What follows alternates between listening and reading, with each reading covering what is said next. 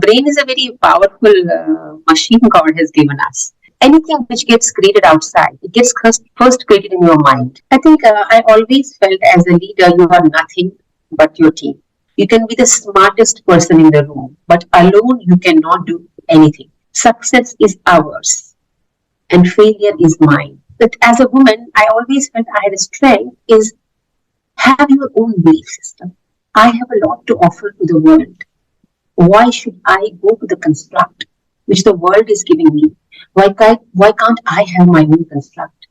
अभी औरत हमें लीड करेगी तो what does she understand about technical stuff?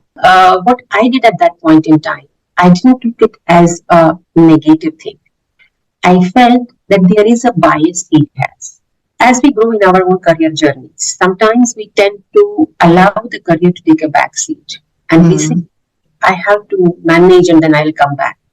You can have it all if you learn to prioritize.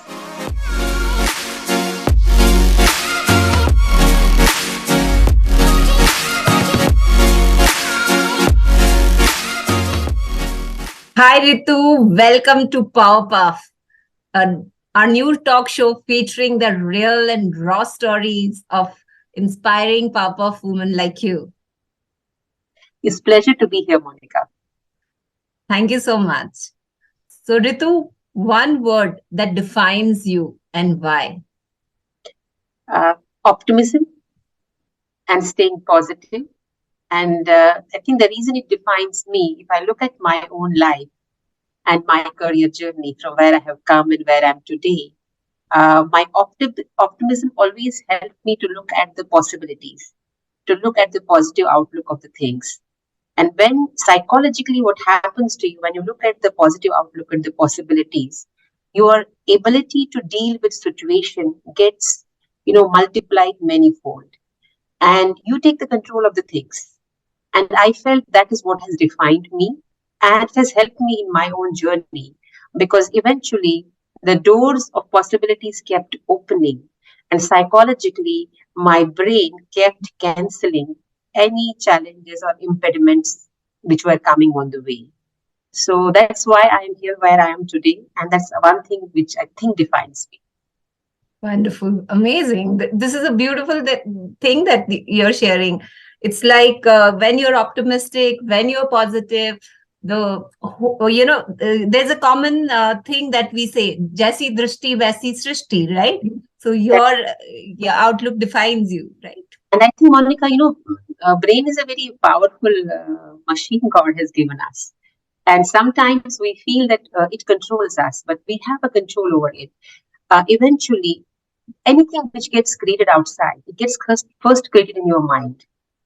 And if you create it with the thought that I can deal with it and there is a positive things are going to happen, automatically you will see the adrenaline rush and the energy which will help you to define it, will start changing. And you will start taking actions which are helping you to solve the problem rather than telling you, hey, look, it's not going to work. So it is very deeply connected with the psychology as well. And eventually, you are a bundle of energy. So you create those possibilities around yourself. I agree. So what's your leadership style, if I may ask you? I think I always felt as a leader, you are nothing but your team.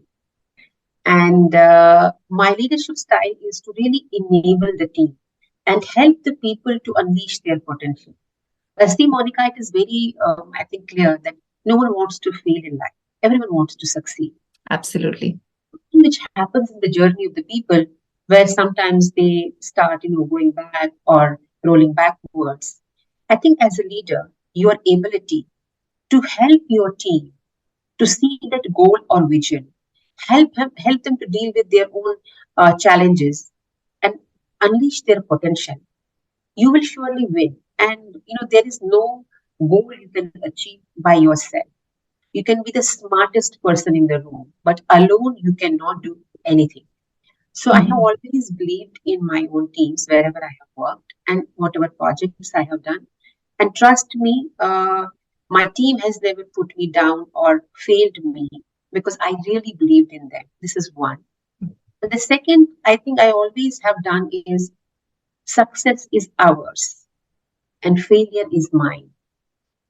Because when I say so, when you achieve something, all of them have really toiled for that to achieve it.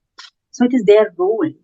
And when I say failure is mine, because ultimately I have a role or a purpose in this journey to deliver. And if it is not getting delivered, there is an important role I have played. Maybe I have not put the right energies at the right place. Maybe I have not done the right integration between the competencies of the people. So that's how I say it. And I think this works wonders. Okay, so how do you think being a woman is helping you? I think I always saw being woman as a strength. I again will go to the first question, which is about possibility. Uh, we are a construct of where we have come from, a construct of the society we live in. And there's a language which the society, the family, the world feeds into our brains. And that, construct or that language starts becoming our belief over a period of time, right? And I will give a very simple example. If you are a mother, please take care of your kids. It's your responsibility. Get married at the right age. You can't be too delayed. And okay, it's your husband who is shifting. It's okay for you to shift with him. So this is a language which gets fed into our brains. And unfortunately, many of us over a period of time think that this is the belief system and I have to go with it. Absolutely. That as a woman, I always felt I had a strength is have your own belief system. You are an individual at the end of the day. And trust me, I'm not saying it again with a bias, but God has gifted us with many great capabilities. When I say many great capabilities, look at the kind of emotional intelligence. Look at the multitasking they can do. We have to come from that seat of strength. I have a lot to offer to the world. Why should I go to the construct which the world is giving me? Why can't I have my own construct? I think if you start changing that language for yourself as a woman, you will start unleashing the hidden things which you may kind of ignore in your day to day. Well said. Well said. Have you faced any challenges because of your gender? And if at all you have faced, how did you overcome them? In one of my organizations, once my role got expanded. So I got a responsibility of a team who was actually responsible for designing of content and creating the environments for technical staff. And the date was announced over the email that my role has expanded and I have to go to address the new team. I just got into my cabin and there's one new person from the team who walked into my room. And he said, so we have address the team and how are we going to move ahead? But there are a lot of challenges. I said, why? He said, there is so-and-so person, he says, abhi aurat hame lead karegi. Okay. Women lead us now. So what does she understand about technical stuff? I smiled at him. And I said, that's what he thinks. But my thinking is different. Let us see how we go through the journey. I think what I did at that point in time, I didn't look it as a negative thing. I felt that there is a bias he has. If he react to this, I will, further solidify his bias. I have to help him to remove this bias. And of course, when I addressed the team, he threw thousands of questions on me and blah, blah, blah, and we went through the journey. And over a period of time, I kept, going back to my first question, I kept focusing on the possibilities and helping the team to achieve what they were supposed to because there were a few challenges. And you won't believe, Monica, the same person became my biggest supporter. Interesting. I think what I realized and learned in this journey, everyone comes from their own place. When we start judging them, we are not being fair. They are coming from their place because they have a reason.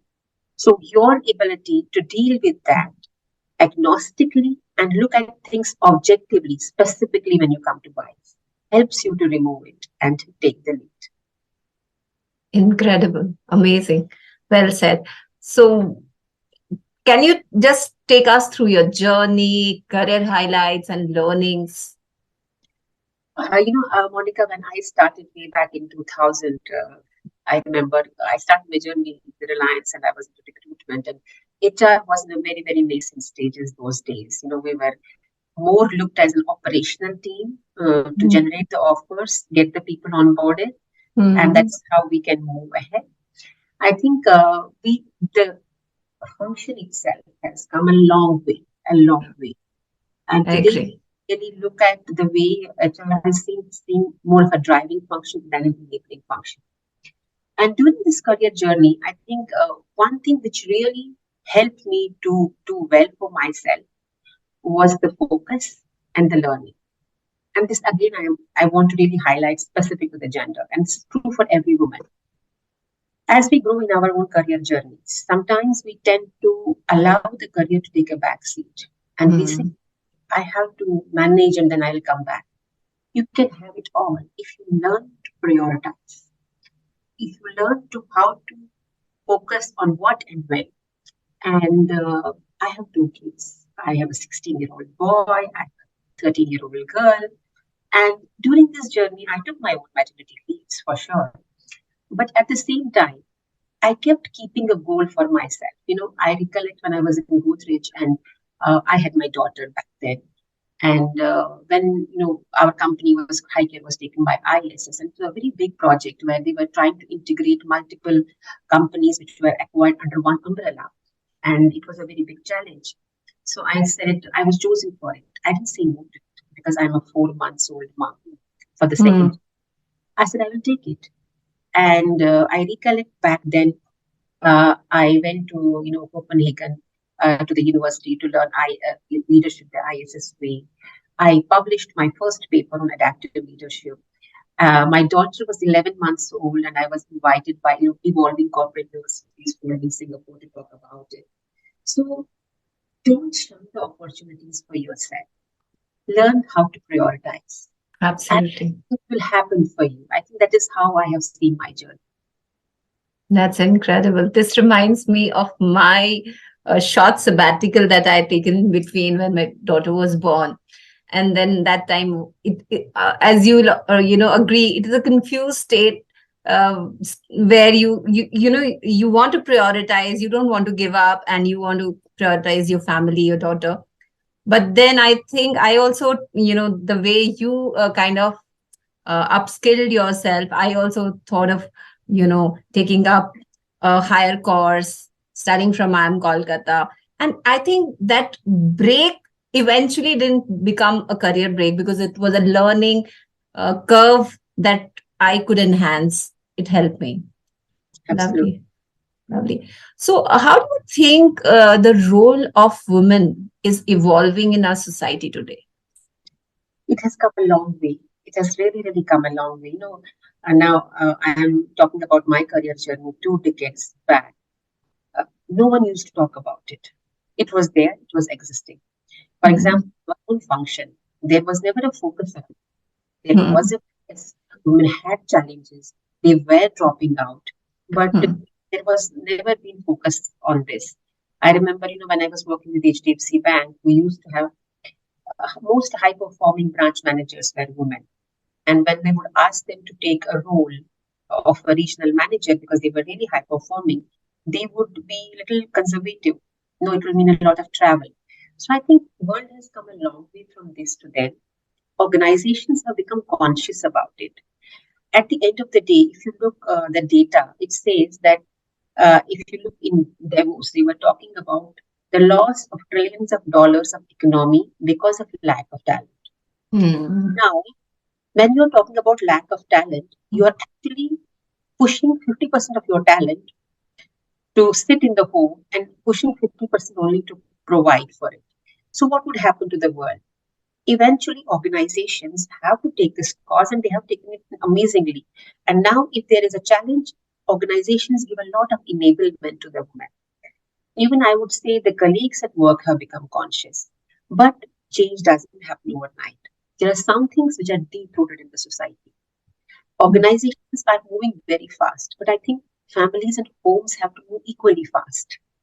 At the end of the day, you cannot disassociate your career from your home.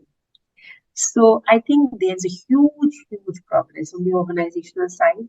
They have a objective in it because they can't afford to offer 50% of the time. But at the same time, I think families, societies have to evolve at an equal pace. I agree. I agree. So you work with a global organization. So you come across, you interact with your global peers. How do you think India is, when you place it in terms of gender equality or in terms of giving right opportunities to the entire woman force? So how do you evaluate this equation right now? So I'll talk about my current organization, AMDOCS. When I look at the gender ratio we have in Israel, it is 44% women. When we Oh. look at globally, it is 33%. When we look at India, it is 31%. So cultures do have a role to play in really seeing the headway, where do we move forward. And in developed countries, it happens at much faster than ours. But at the same time, if I look at, you cannot generalize India. When I say you cannot generalize India, because I always believe India lives in pockets. There are pockets of economical growth and progressive societies and economic hubs in the country. And there, if you look at, you know, uh, we see women progressive working in the workforce. And then when you go to the rural areas, what do you see? You see a very different world. And sometimes very difficult for you to even comprehend. Does the two worlds exist in the same society? But at the same time, I think as we move forward, these economical hubs or these progressive societies have to become center of influence to pull the people who are in those rural areas and help them to seek their own potential. Because if it is the responsibility of included to ensure inclusion. If you and me are included, it's our responsibility to include those women who are far away and not included. Because power lies with powerful, but at the same time, the power will only increase. You ensure power to the people who are not powerful enough. So, from that perspective, generalizing India is tougher. But yes, there are economic hubs where it is progressive, but there's a huge society which is still untouched. Mm. Yeah, well said. It's incredible. Included should, give space for further inclusions. I think this is very powerful. I am hearing it for the first time, and it is actually, shifting something in me because now I'm, feeling more powerful that I can create more empowering women. Because if I think from a different lens, I think this is very powerful, Ritu. Well said. It's amazing. It's like really shaky in nature because, we don't realize how privileged we are and how much we can create. Absolutely. That, the responsibility of inclusion is in the people who are included. Absolutely. So if we, kind of, you must be looking at some data points and you must be seeing the shift happening, and there is obviously a divide. As you rightly said, there are pockets in India, and India is actually, living in different centuries in different pockets, right? So if you now look at urban and rural split, in terms of workforce planning or in terms of giving opportunities through work from home, so do you think the scenario has changed and it's empowering more women from the smaller towns, tier 2 towns, to kind of embrace what they want? I think I would like to divide this conversation into two parts. There is a report which NCEAR, which is National Council of Applied Economic Research, releases every year. So Okay. what they do is they actually divide the household income of India across, and they see how many households are falling in the income of middle club top and all that. If you observe that report in the past 4 or 5 years, you see there's a huge population which is moving from lower middle to middle income. And of course, it's a population which is moving from middle income to upper income. So, of course, it's all because India is growing, global work is coming here, we have the talented workforce and all that. Now, what happens is when economically society grows, and specifically the population from middle class moves to upper middle class, from lower middle class moves to middle class. And when you see the number of households increasing in these strata, it pushes automatically more and more women to work, because with the economic development there is a need of doing better, and you want to really do more. And if you look at specifically in the IT, there is a shift happen from rural to the urban. People, kids of the farmers, they have become IT engineers, and they have seen. So that is how the economic shift is happening. So economy is one of the key major impacts which really pushes this. And there is a flow happening from rural to the urban. But at the same time, if you see, there's one more major shift happening in India where we are trying to actually build up the tier 2, tier 3 cities. So again, it's an economic push. So economic push will, over a period of time, do its work for sure. This is one part of the section. But there is another part of the section where there is an economic development, but still, does women get placed in those setups? And in those places, I think, you would see it is very deep rooted societal norms, which becomes the guiding principle. Even if they are economically well developed, but women doesn't really get the place she should be getting. So I think what is needed is to look at these two lenses, the lens of economy and the lens of society. Economy will do its own work over a period of time, and it is doing its own work. And if you compare, my mother's generation before that, myself, it's all outcome of the economical development which is happening in the country. But at the same time, the society plays a role. And when I gave you the example of Israel, when I gave you the example of India, it's again the societal impact on this. So I think from that perspective, we have to really push it in both the vectors, and the society has to say that men or women both have potential, and let us try to seek everything in a more gender agnostic way rather than creating the bias of gender around it. I agree. That's how the society will evolve, and that's how we'll create more opportunities of growth, and that's how we'll have a collaborative ecosystem. Exactly. Right. I think along with what you're pursuing, from a career per se, for your organizational, responsibilities per se, but you have been very, active speaker. You're a TEDx speaker, and you're holding many other responsibilities. Could you just say how do you manage all this? It's incredible that along with leading such a a powerful role in an organization which is global in nature, so you are also holding many other roles. So how do you manage work-life balance? I think the concept of work-life balance is changing, Monica, completely now. Nowadays, we are talking about the work-life integration, but at the same time, that also creates a burnout. But keeping that aside, I think what's important for any woman, and I would really advise every woman whoso is aspiring to have a career, the first thing is clarity of thought. The second thing is belief in yourself. I think when you have belief in yourself, you know how to prioritize. And you say nothing comes without any cost. When I say so, you have a 12-hour job of a professional or a 9-hour job of a professional. You have a job of a mother. You have a job of talking with students, helping the communities and everything.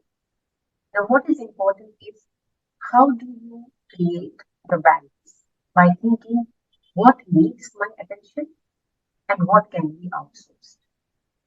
If you learn this art of what needs your attention and what can be outsourced, you can really do much effective work.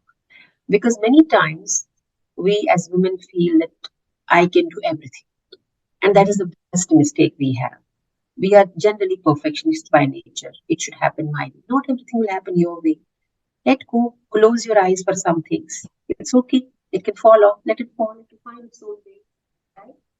I cannot do everything for my kids' ETL. So okay, I can let go one or two, but I should do one for one or two. So how do you create that prioritization so that you focus on things which you can really create value and outsource the things which you can outsource? By that, you are able to stay happier, and you are also able to stay, contribute what you really want to contribute. And personally, I'm not a very social animal, so I need some space there. My, by being with myself and by doing many other things, but it's all personal. I would say personal values and personal affiliation. We have to choose as per that, and you cannot do everything. That's for sure. Okay. Interesting. I completely relate to this because um, multitasking only creates burnouts. I think you have to see your strength and then accordingly see what is your ikigai and then kind of identify things which define you, which strengthen you, which make you powerful. Exactly. Right. So, what is your advice to the young women, folks who want to be a leader like you? I think, life is an outcome of choices, Monica. So whatever we are is based on what the choices we have to taken in our life. And I feel that we always have two choices. One choice is to give up. One choice is to take on. And I think when we choose to give up, it is easier. Why it is easier? Because you can easily say that circumstances pushed me. I was left with no choice. So I had to take a break in my career. I had to really focus on my child. My husband had a traveling job. So eventually, over a period of time, though you give up and you feel very, giving by give up because I sacrificed so far. And then over a period of time, you get into that guilt mode. I could have achieved so much. Why did I leave my life? My son is already gone to studies now. I have no one around.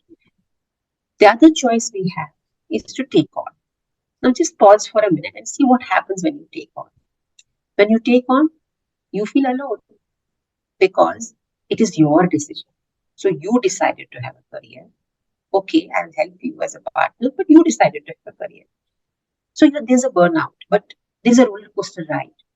But trust me, Monica, it's worth it. Because when you go through that roller coaster rides with ups and downs, sometimes you cry, sometimes you regret, sometimes you burst, but eventually, when you look back towards your journey, you feel much more fulfilled. You feel much more empowered. So I think I would ask women to exercise their choice, and especially the women who are in the workforce. You are very lucky that you got an education. You're very lucky you belong to a place where you can get into the workforce. And if you give up, even after that, it's really, really sad. I think my advice will be choose, and choice is yours. Don't let others define your choice. And if you decide to choose as a woman, you would surely. Wow. Powerful words coming from a powerful lady.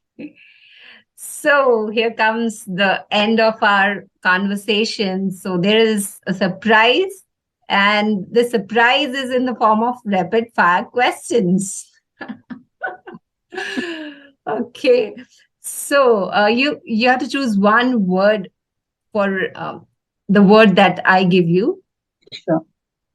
Work, Commitment, time, money, family, love, money, commodity, team, energy, freedom, being yourself, mental health,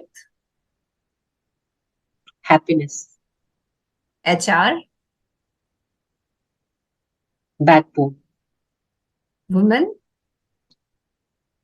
Power. AMDOCS. Amazing. Lovely, lovely. It was super thrilling conversation that we had, and I got to learn so much from you, Ritu. We'll keep having such incredible conversations with PowerPuff women like you. So, to the PowerPuff woman of our country, I am, here expressing my heartfelt gratitude for having this conversation with us. Thank you so much, Monica, for having me here. And I think it's our responsibility to increase this circle of influence and create the inclusion in the society, which helps us to be a better society. It was really honored to be here. Thank you so much.